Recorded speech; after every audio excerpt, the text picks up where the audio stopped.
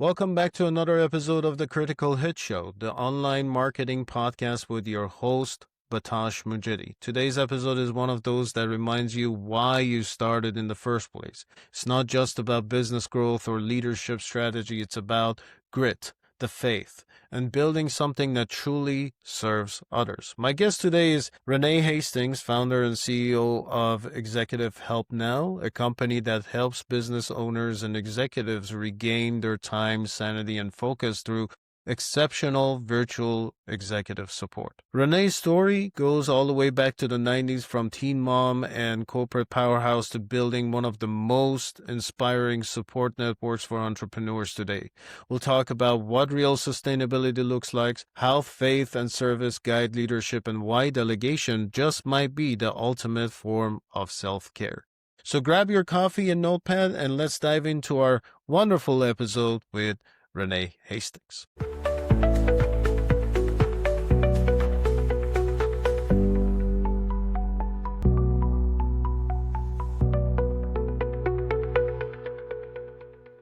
Thank you very much for your time, Renee. My pleasure. My pleasure. I'm excited to be here today. Likewise, we love to have you, and you have such a positive and wonderful energy. Thank you for bringing that to our show today. So we want to start taking this back to the very beginning, and we want to see, can you give us a glimpse into how the entrepreneurship looked like back in the 90s for you?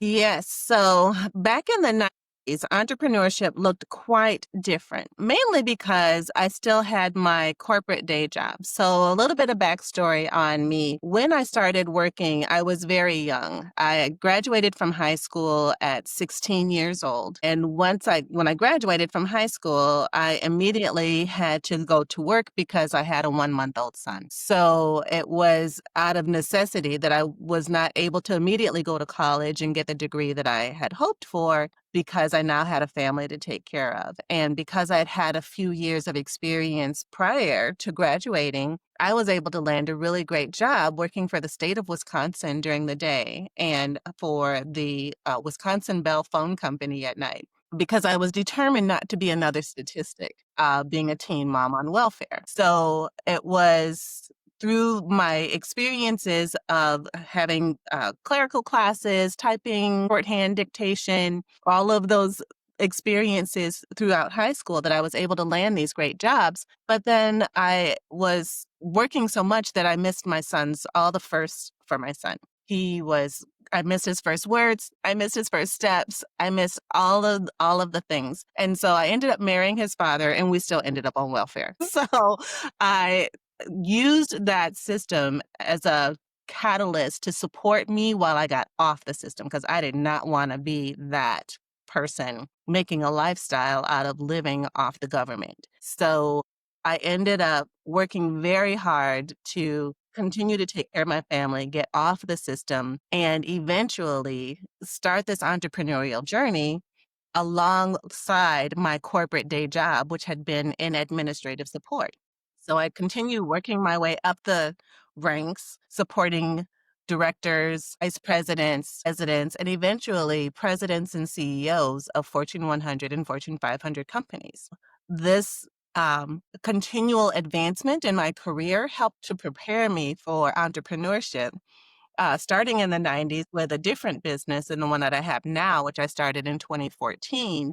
Again, side hustle to my golden handcuffs in corporate America, where I was able to basically get my own clients that I worked with on the nights and weekends while I still had my full-time day job.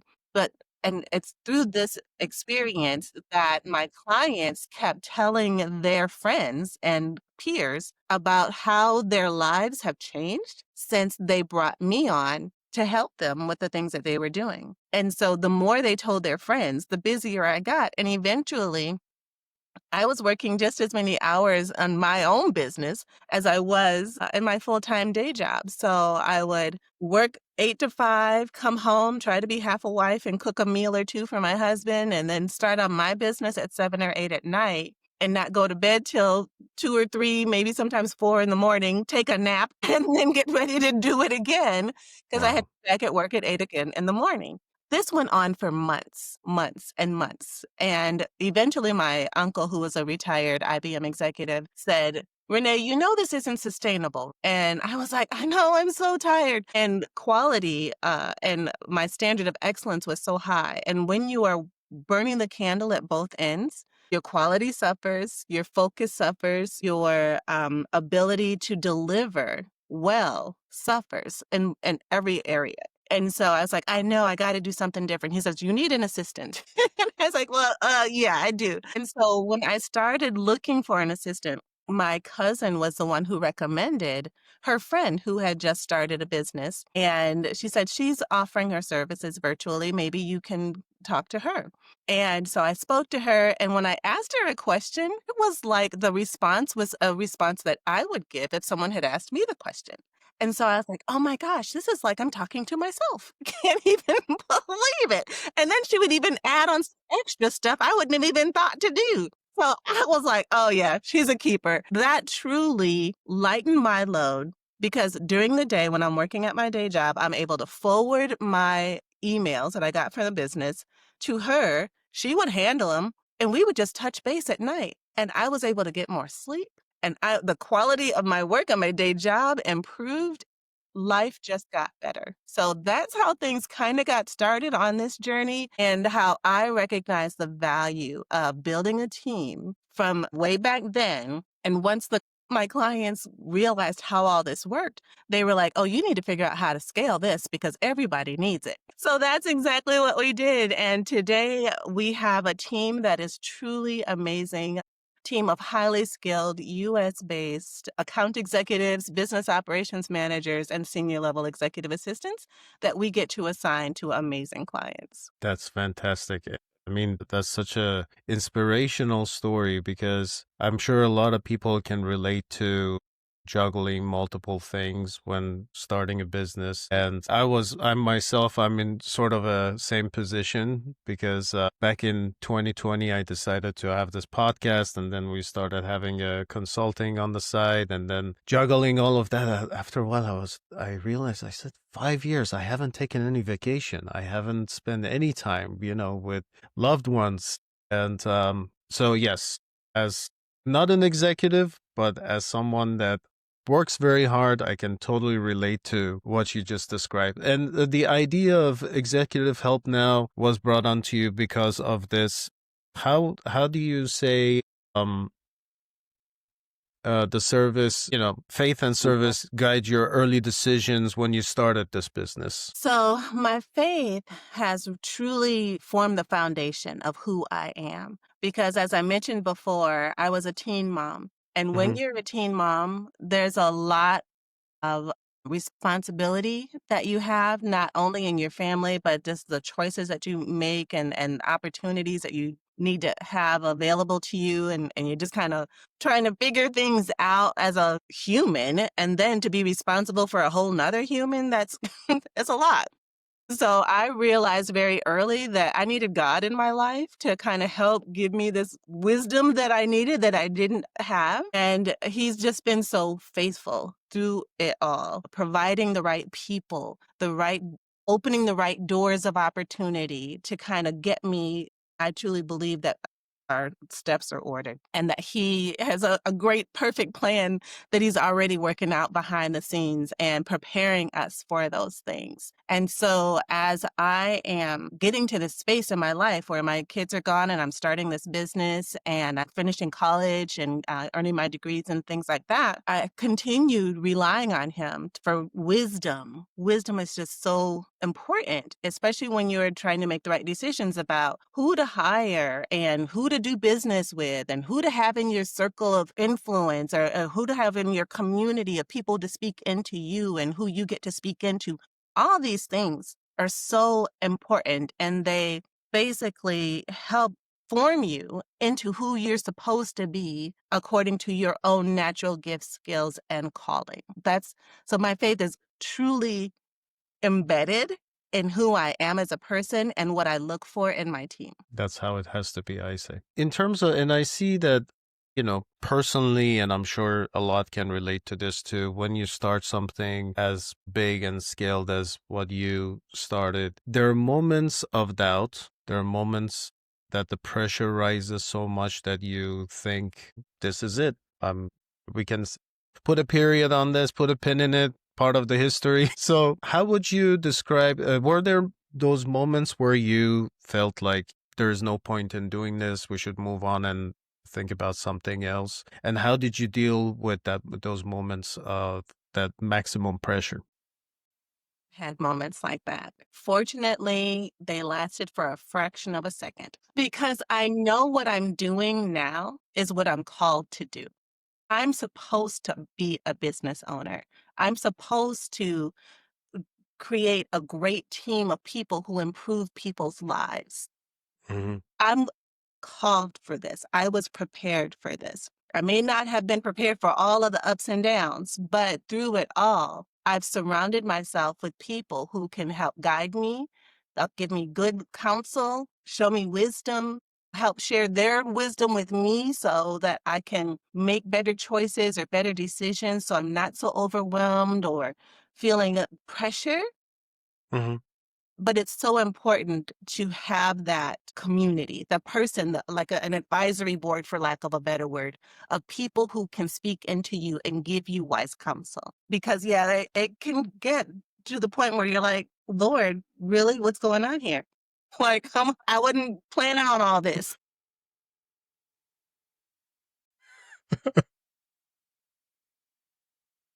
So lots of prayer. Yeah, I pray a lot too. I pray like all day. Yeah.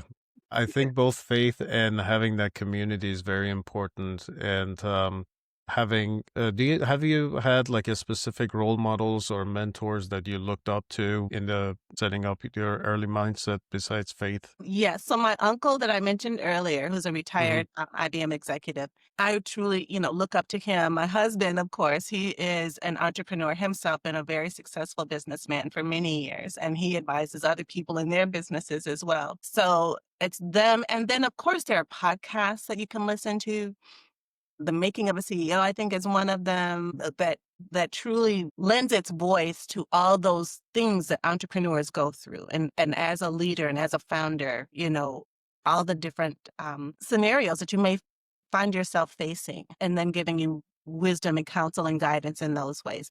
And now with AI and its proliferation throughout everything, getting understanding of how that impacts business and listening to experts in those fields who have mastered all the things so that we don't have to be the ones to do it. So I would say, between the mix of my wise family members and wise podcasters who share with us the benefit of their wisdom, it's been a little bit easier to make better choices and then to go follow through on the different pieces of advice that they give. So not just listening, but actually doing the things that they say to do. Absolutely.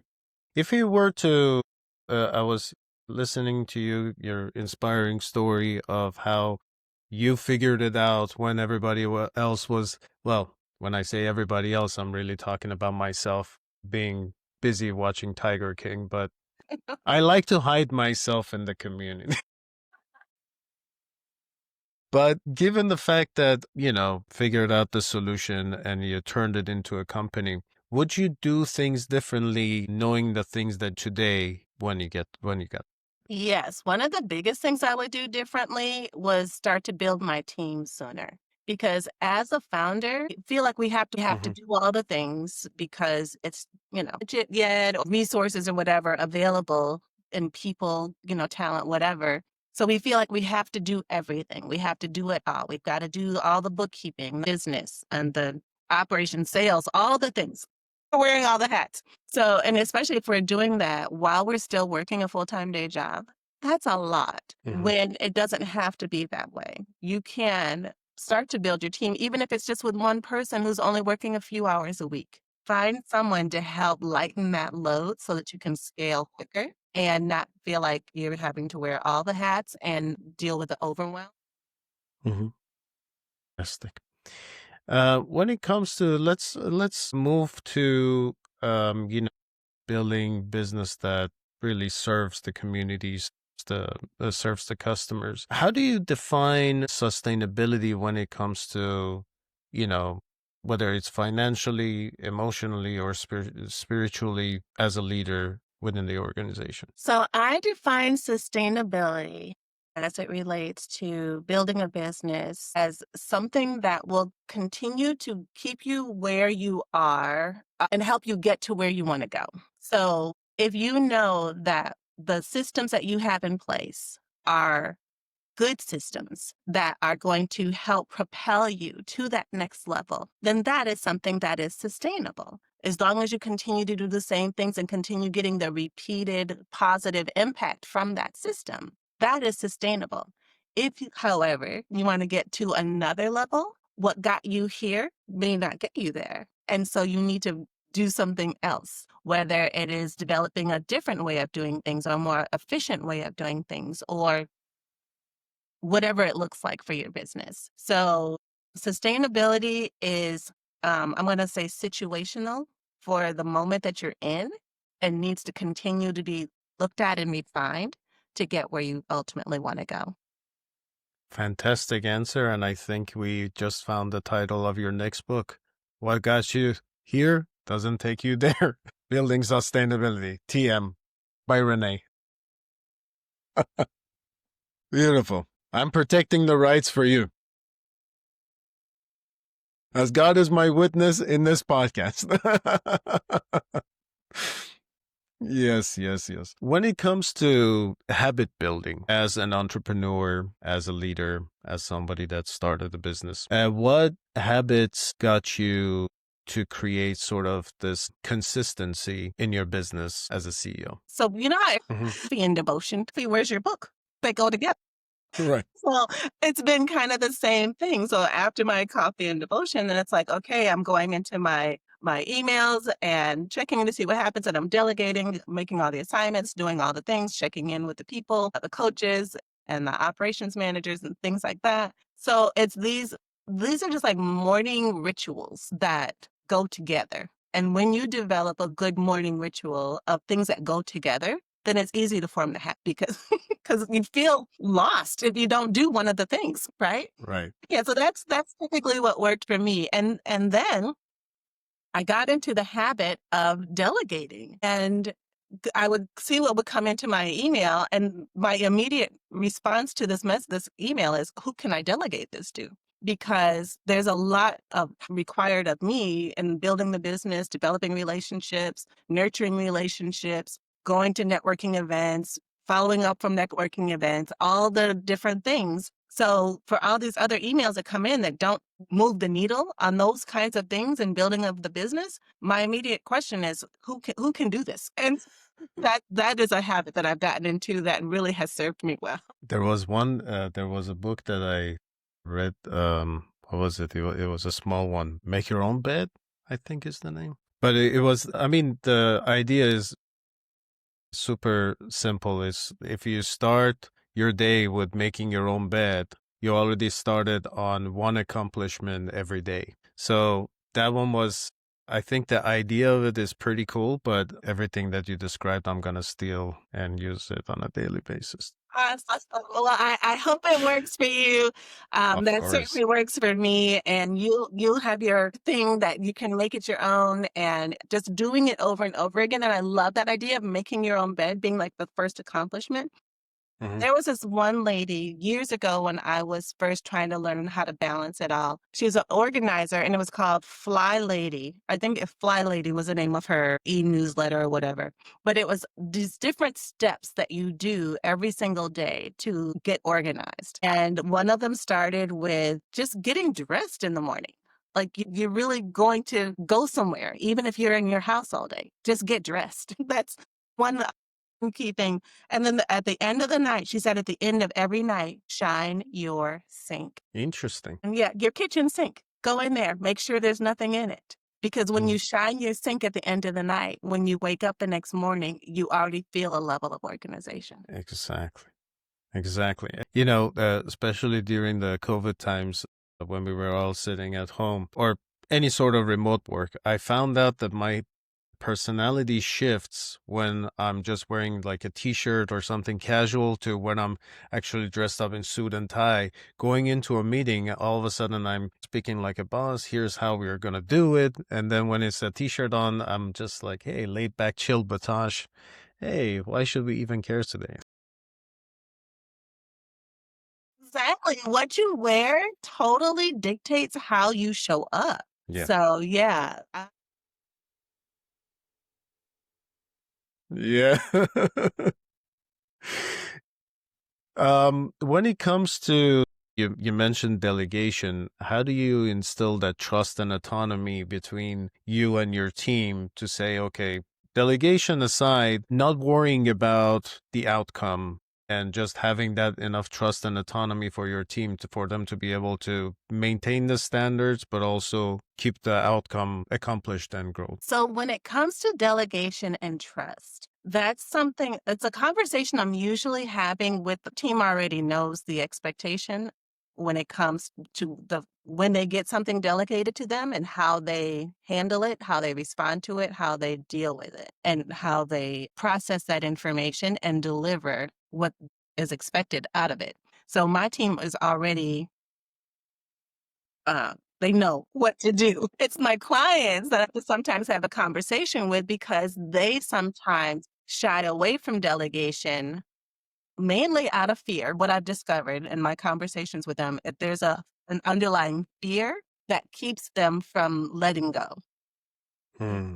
Once we talk through what that is, because I'm no psychologist or anything like that, but I've been doing this a long time. And sometimes there's a fear of control, losing control. There's a fear of perfectionism that's rooted down in there somewhere. Some people may feel like they don't have the time to properly train someone how to do something the way they want it done. So they just choose to do it themselves and use their valuable time doing something that they shouldn't be doing. And it's just things like this that I encourage our clients to try. Try delegating one small thing that doesn't really matter a whole lot, but still needs to get done so that that trust can be earned. Because once something is done consistently well over time, that trust will develop.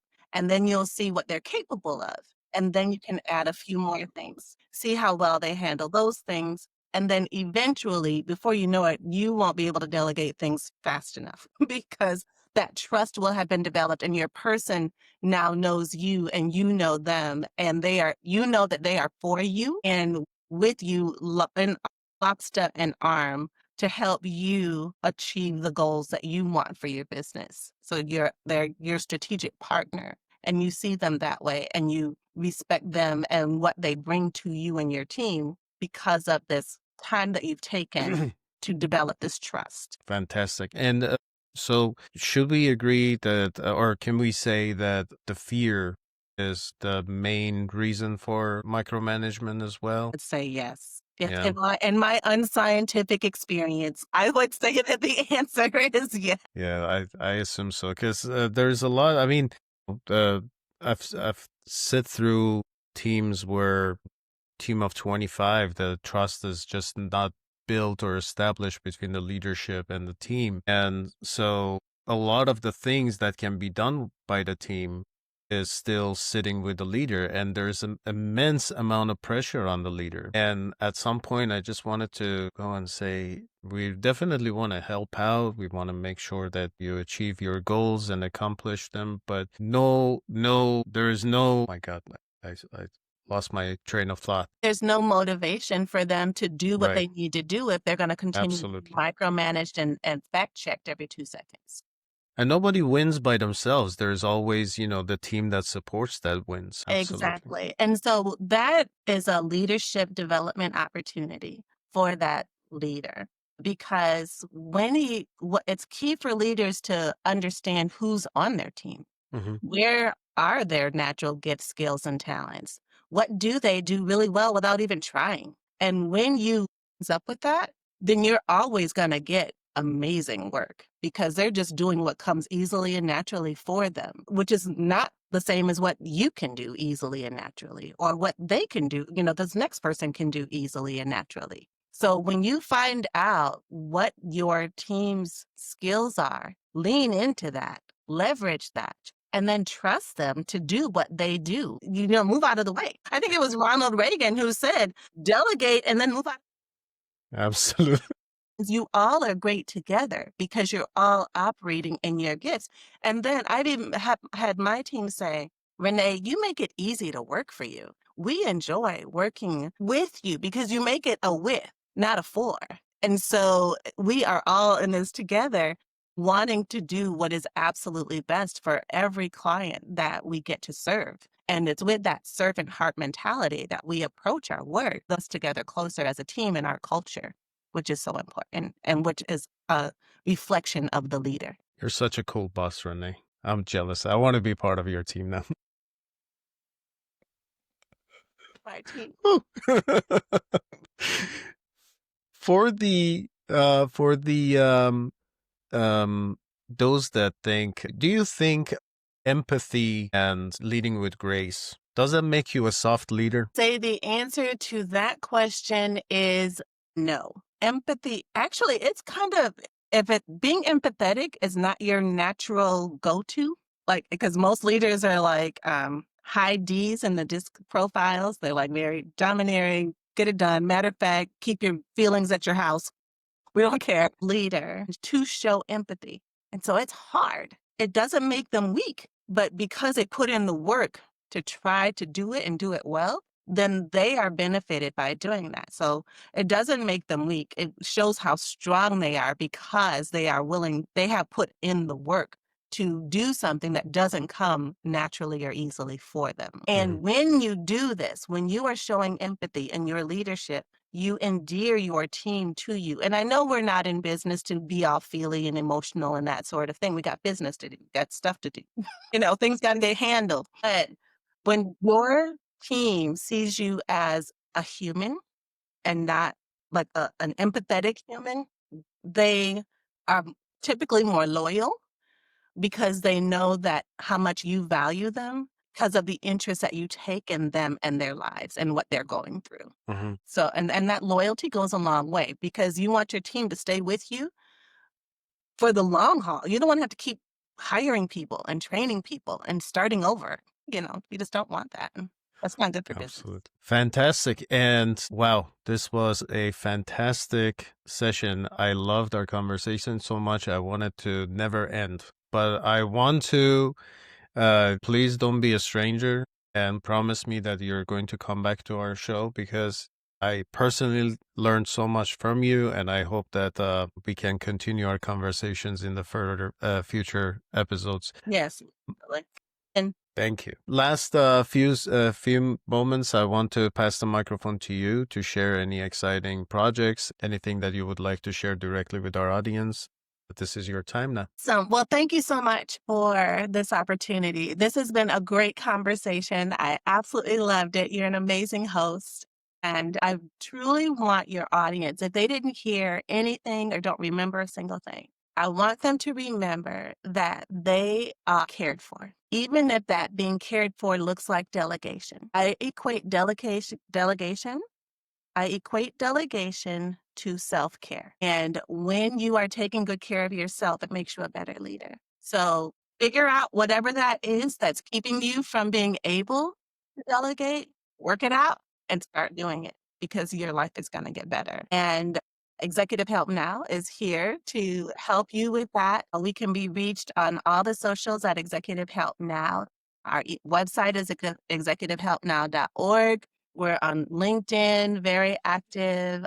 I'm Renee Hastings on LinkedIn as well. Lots of support, lots of posts to help you as founders of your businesses to continue to do well. I too have a show called Renee Speaks on YouTube where we bring in subject matter experts to talk about all things business and how to do well and avoid all the pitfalls and mistakes that I made along the way. And it's truly just a wonderful time and opportunity to join in a chat. So feel free to reach out to us on all things Executive Help Now. And as I end my shows, you were made for something great. So go and be awesome. Wow. Thank you very much for your time, Renee. And We're going to also put the links to your social channels and your website in the description on YouTube and also on Spotify. So be sure to check out Renee Hastings. Awesome. Thank you. What an incredible conversation with Renee Hastings today. I think the biggest takeaway here is that success isn't just about scaling your business, it's about scaling yourself as well. Your habits, your faith, your community, and your ability to trust others.